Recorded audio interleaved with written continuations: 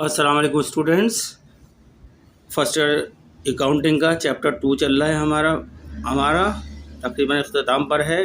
काफ़ी लेटर इसके हमने डिस्कस कर लिया है इस टॉपिक को। आज हम बिल्कुल आखिरी पॉइंट इसका डिस्कस करेंगे, अकाउंटिंग साइकिल्स। ठीक है, आपको नज़र आ रही होगी अकाउंटिंग साइकिल। करीब करता हूँ मैं। अकाउंटिंग साइकिल क्या होती है? अकाउंटिंग साइकिल एक प्रोसेस होती है जब हम कोई ट्रांजेक्शन शुरू करते हैं, जब कोई हम खरीदो फरोख्त करते हैं तो उसको ट्रांजेक्शन करते हैं। उसका जो सोर्स डॉक्यूमेंट बनता है, उस सोर्स डॉक्यूमेंट से उसकी जनरल एंट्री बनती है। जनरल एंट्री के बाद वो लेजर अकाउंट में पोस्ट होते हैं मुताल्लिका अकाउंट्स के अंदर, वहाँ बैलेंस किए जाते हैं। वो बैलेंस होने के बाद फिर उनका अनएडजस्टेड ट्रायल बैलेंस बनता है। अनएडजस्टेड ट्रायल बैलेंस को हम प्री क्लोजिंग ट्रायल बैलेंस भी बोलते हैं। जब वो एग्री हो जाते हैं, सारा काम टैली हो जाता है दोनों साइड डेबिट क्रेडिट की, तो उसके बाद एडजस्टमेंट एंट्री होती है। फर्दर जो है साल के अख्ताम पर जो ऐसा डेटा आता है जो रिकॉर्ड नहीं हुआ था, उसको एडजस्टमेंट के ज़रिए से रिकॉर्ड करते हैं। फिर दोबारा टी अकाउंट बनते हैं, फिर दोबारा बैलेंस होते हैं। उसके बाद फिर एडजस्टेड ट्रायल बैलेंस बनता है। एडजस्टेड ट्रायल बैलेंस जब आपके पास बन जाता है तो फिर फाइनेंशियल स्टेटमेंट बनते हैं। उससे फाइनेंशियल स्टेटमेंट आपको पता है दो चीज़ें होती है, एक statement of profit and loss और दूसरा बैलेंस शीट। जब ये तैयार हो जाते हैं तो फिर आपका क्लोजिंग एंट्रीज़ बनती है। क्लोजिंग एंट्रीज़ बनती है आगे, फिर जो है पोस्ट क्लोजिंग ट्रायल बैलेंस बनता है, रिवर्सिंग एंट्रीज़ बनती है। ये सारा एक प्रोसेस होता है जो एक अकाउंटिंग ईयर यानी कारोबारी साल के दौरान में स्टार्ट होते हैं और एंड तक बनता। वो हम बताएंगे कि इस प्रोसेस में कौन कौन से अकाउंट शामिल होते हैं और क्या क्या होता है। जो मैंने अभी ओवरव्यू आपको करा है, शॉर्ट में बताया है, वही बातें इसमें लिखी होंगी आपके सामने। और ये चार्ट सा बना हुआ है आपके सामने पूरा कंप्लीट कि प्रोसेस किस तरीके से जो है आपका इवन एंड ट्रांजेक्शन एनालिसिस करते हैं, यानी कौन सी ट्रांजेक्शन मनी रिलेटेड ट्रांजेक्शन है, उन मनी रिलेटेड ट्रांजेक्शन को हम जर्नल में ले आते हैं। जर्नल से वो लेजर में चली जाती हैं, मुताल्लिका टी अकाउंट, कैश के टी अकाउंट में तमाम कैश रिलेटेड ट्रांजेक्शन चली जाती हैं।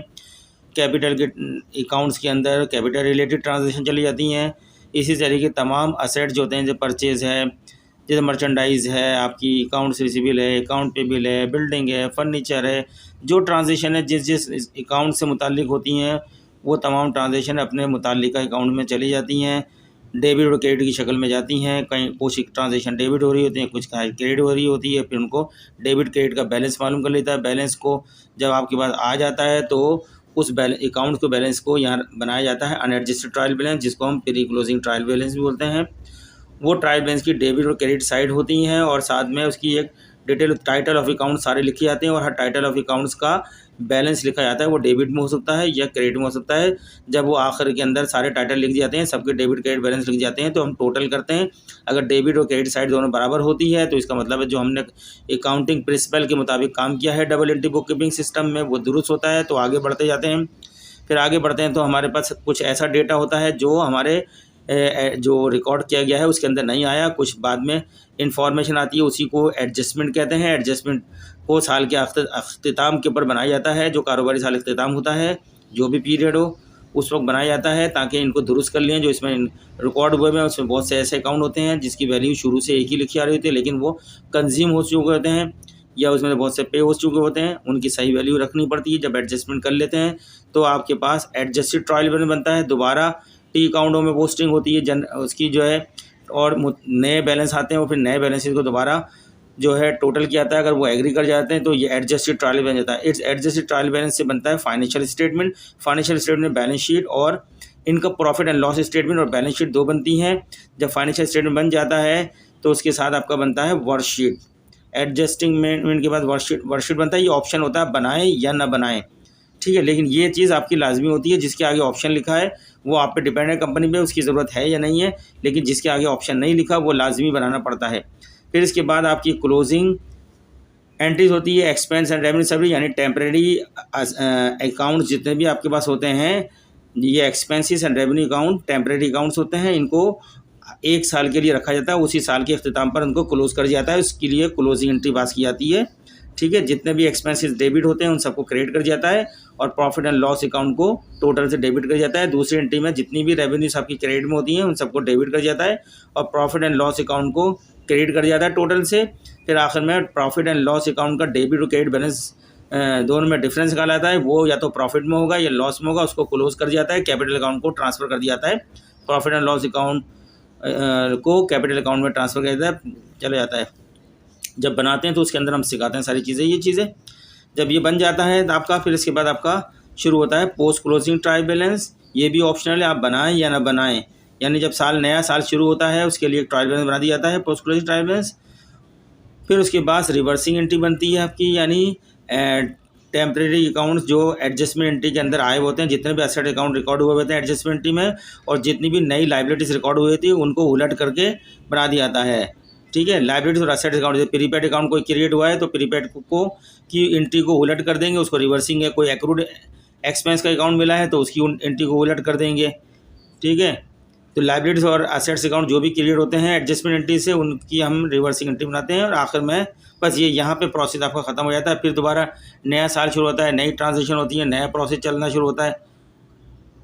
ये इस तरह पूरा चलता जाता है, यहाँ पे आगे ख़त्म हो जाता है। ये चीज़ हमने इसकी आपके सामने नज़र आ रही है जो मैंने अभी चार्ट से बताई है। सबसे पहले हम बनाते हैं journal entries. Identify business event, जब हम बिजनेस ट्रांजेक्शन को इवेंट यानी सोर्स डॉक्यूमेंट से आइडेंटिफाई कर लेते हैं तो उसको एनालाइज करते हैं कि हमारी अकाउंटिंग की ट्रांजेक्शन है या नहीं है। तो अगर वो पता चलता है अकाउंटिंग ट्रांजेक्शन है तो हम दिस ट्रांजेक्शन्स को रिकॉर्ड करते हैं उनके जर्नल के अंदर, जर्नल एंट्रीज के ज़रिए से वो रिकॉर्ड की जाती है। जब आपकी जर्नल एंट्री रिकॉर्ड हो जाती है तमाम ड्यूरिंग द पीरियड में, तो फिर जर्नल एंट्री ट्रांसफ़र होती है। दूसरा स्टेप होता है लेजर अकाउंट्स का होता है। लेजर अकाउंट में पोस्ट जर्नल एंट्रीज करते हैं। तमाम जर्नल एंट्री जो हमने रिकॉर्ड किए थे वो मुताल्लिक अकाउंट्स में पोस्ट कर दी जाती है एंट्रीज टू अप्लीकेबिलिटी अकाउंट जो भी मुताल्लिक हैं या लेजर अकाउंट्स के अंदर। जब ये लेजर अकाउंट तैयार हो जाते हैं, बैलेंसेस सब इसके हो जाते हैं, तो आखिर में इसका अनएडजस्टेड ट्रायल बैलेंस बनाया जाता है। अनएडजस्टेड ट्रायल बैलेंस का दूसरा नाम प्री क्लोजिंग ट्रायल बैलेंस भी होता है।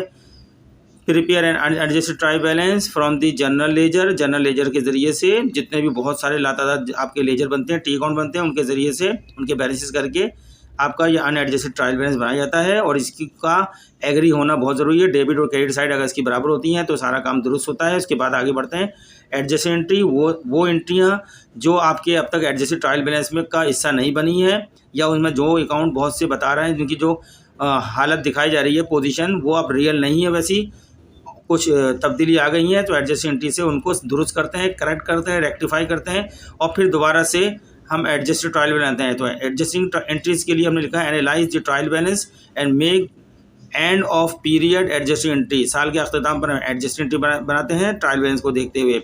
फिर एडजस्टेड ट्रायल बैलेंस बनाते हैं। पोस्ट एडजस्टिंग जर्नल एंट्री, जितनी भी एडजस्टिंग एंट्री की जाती हैं उनको उसके मुताल्लिका अकाउंट्स के अंदर जो इफेक्ट जहाँ इफेक्ट पड़ता है वहाँ पोस्ट करते हैं, उनको दोबारा बैलेंस करते हैं। And prepare the adjusted trial balance, और फिर एडजस्टेड ट्रायल बैलेंस तैयार होता है। दोनों साइड डेबिट और क्रेडिट उसकी एग्री जाती हैं। तो आगे चलते हैं। फिर भी फाइनेंशियल स्टेटमेंट बनता है जिसमें प्रॉफिट एंड लॉस स्टेटमेंट होता है और बैलेंस शीट होती है। Use the adjusted trial balance to prepare the financial statements.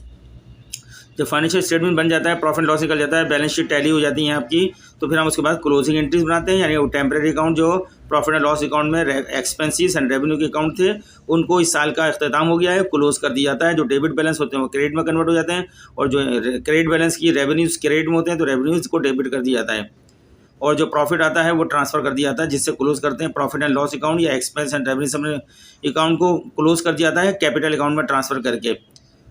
Closing entry, close all temporary income statement accounts with closing entries के। फिर इसके बाद पोस्ट क्लोजिंग ट्रायल बैलेंस बनाया जाता है। ये ऑप्शनल होता है आपका। फिर एक बार the post closing trial balance for the next accounting period, ये ऑप्शन नहीं होता, ये आपको बनाया जाता है ज़्यादातर, लेकिन बहुत सी जगह इसको ऑप्शनल भी रखा जाता है, लेकिन बेहतर है कि इसको बना लिया जाए। इसमें ओपनिंग बैलेंसेस सारे आ जाते हैं, जितने भी इख्तिताम होते हैं बैलेंस शीट में, जो जिस पीरियड पे एंड होते हैं वो सारे के सारे इसमें ओपनिंग बैलेंस यानी डेबिट और क्रेडिट की शक्ल में उतार दिए जाते हैं। फिर उसके बाद रिवर्सिंग एंट्रीज बनती है। जितनी भी एडजस्टमेंट एंट्री आपने बनाई थी उसके अंदर से अगर दो अकाउंट देखे जाते हैं, एसेट्स अकाउंट कोई रिकॉर्ड हुआ है डेबिट में तो उसको उलट कर दिया जाता है, उसको क्रेडिट कर दिया जाता है, रिवर्स कर दिया जाता है। कोई लाइबिलिटीज अकाउंट रिकॉर्ड हुआ होता है क्रेडिट में तो उसको उलट कर दिया जाता है, यानी उसको क्रेडिट को डेबिट कर दिया जाता है। इस तरह रिवर्सिंग एंट्री पास हो जाती है। तो स्टूडेंट्स, और ये इसका मैंने शेड्यूल दिखा दिया है, अभी आपको शुरू में पढ़ के बता दिया है। When the steps have been completed the sequence starts over again in the next accounting year. जब एक अकाउंटिंग ईयर कंप्लीट होता है तो यहीं से फिर दोबारा से ये प्रोसेस शुरू हो जाता है। यहाँ आता है, यहाँ आता है, यहाँ आता है, फिर ये चलता है, फिर ये इधर ख़त्म हो जाता है। कुछ ये ऑप्शनल है, वर्कशीट आप बनाएं या ना बनाएं, वर्कशीट 10 कॉलम की बनती है, 8 कॉलम की बनती है, 6 कॉलम की बनती है। ये आपको बीकॉम पार्ट 1 के अंदर इसका सवाल आता है बाकायदा वर्कशीट बनाने के लिए। जब हम बीकॉम पार्ट 1 के क्वेश्चन हल कराएंगे उसमें वर्कशीट भी बना के दिखाएंगे। ये तमाम चीज़ें हम बना के दिखाएंगे आपको किस तरीके से एक ट्रांजिशन होने के बाद पूरा अकाउंटिंग साइकिल किस तरह चलती है। तो स्टूडेंट आपको हमने अभी बताई अकाउंटिंग साइकिल के सारे स्टेप्स बताए हैं जो इम्तिहान में पूछे जाते हैं। अगर आप इनको अच्छी तरीके से, मैंने इसकी वजाहत भी करी है, हमारे लेक्चर को अच्छी तरह एग्जामिनेशन कर लें, आपको इंशाल्लाह कभी भी प्रॉब्लम हम सॉल्व करके भी दिखाएंगे। ये जनरल से लेके आखिरी रिवर्सिंग एंट्रीज तक ये सॉल्व करके भी दिखाएंगे आपको। तो ये आपके सारे MCQs में और आपका जो इंटरव्यूज़ वगैरह देते हैं ये कॉन्सेप्ट वहाँ बहुत क्लियर काम होता है। खाली इम्तिहान पास कर लेना काफ़ी नहीं होता कि आपने ट्यूशन सेंटर से कुछ सवाल हल करे, सीखे और इम्तिहान पास करे, नहीं। जब तक वो तो आपकी टेक्निक है, महारत है, आपने इम्तिहान पास कर लिया, लेकिन आपको थ्योरेटिकल लेक्चर में माहिर होना चाहिए। आगे जितनी भी क्लासें पढ़ेंगे आपका कॉन्सेप्ट बिल्कुल जितना क्लियर होगा, आपको अकाउंट्स कभी मुश्किल में नहीं डालेगी। तो स्टूडेंट्स अगर आपको हमारे ये लेक्चर पसंद आ रहे हैं, जो हम तरीके से पढ़ा रहे हैं, आपको पूरी किताब पेटीवाला की बुक है ये फर्स्ट ईयर कॉमर्स की, जो बहुत अच्छी किताब है। आप भी ख़रीदें इस किताब को, रखें अपने पास। तो मैं आपको गाइड करता रहूँगा, बताता रहूँगा किताब के हिसाब से तमाम जो अच्छी किताबें हैं वो मैं पढ़ाऊँगा यहाँ पर। तो आ रहे हैं तो आप इसको सब्सक्राइब, अगर अच्छे लग रहे हैं तो हमारे इस चैनल को सब्सक्राइब करें। ये हमारे चैनल का नाम है अकाउंट्स फॉर के नाम से चैनल है, जिसमें सिर्फ हम अकाउंटिंग के ही लेक्चर डालेंगे। तो आप इसको सब्सक्राइब करें, लाइक करें और इसको आगे शेयर भी करें दूसरों को, ताकि उनको भी फ़ायदा हो। शुक्रिया, थैंकिंग यू वेरी मच। हमारे नेक्स्ट लेक्चर का इंतज़ार करें, अब आगे टॉपिक बढ़ाएंगे हम।